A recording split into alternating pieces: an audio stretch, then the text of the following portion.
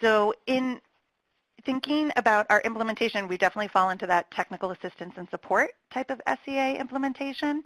And in the 2013-14 school year, we did an implementation pilot where we worked really closely with 9 districts and had an initial implementation guide, and then throughout that year edited the guide based on the experience of those 9 districts. And so now we have that as a tool that's available on our website, as well as we have these hard copy tabbed binders that we actively disseminate at all available activities.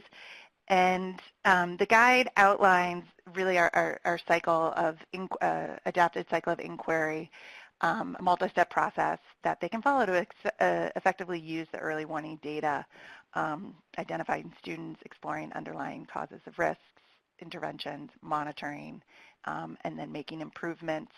And what was nice by developing the guide with these 9 districts, we're able to include anecdotes from the real world, from these districts and schools. We have prompts that encourage them to build upon their current practices. That was definitely, those districts, they got engaged and they were like, we're going to create this EWIS team. And then after that school year, they thought, you know what, let's embed this in something we have going on. And that really is something we hear again and again. We don't want this to necessarily be something brand new, add-on, but how this can integrate in the work that's going on the local level to improve student outcomes. And additionally, the guide has a set of guiding questions, checklists, tools after each step, and then additional tools and research. And of course, we worked with AIR to develop that guide and to evaluate that implementation project. And this looks at our theory of action for the work. And the EWIS is what we think of in terms of the data that the schools and districts download from the state, that transitional risk indicator analysis for their students, as well as the additional report available in Edwin, in that security portal. But then there's also the monitoring indicators and diagnostic data, and that's local data that we want schools and districts to use. And definitely it's a challenge because at the state level, we get data at the end of the year of what happened the previous year. And when we think about tools and resources, we want to create tools that then folks can plug into what they do throughout the school year, how they can use the tools we develop to link with what they collect in an ongoing way so that they're able to monitor. We also, another component of it is our guide, resources, trainings, and supports. And then, of course, the key component is the school-based team that actually sort of does the work. And our intermediate outcomes are to improve the use of data, improve assignment of resources, improve progress monitoring, and the overall goal is, of course, to improve student success in reaching the outcomes. That's what we want to see happen.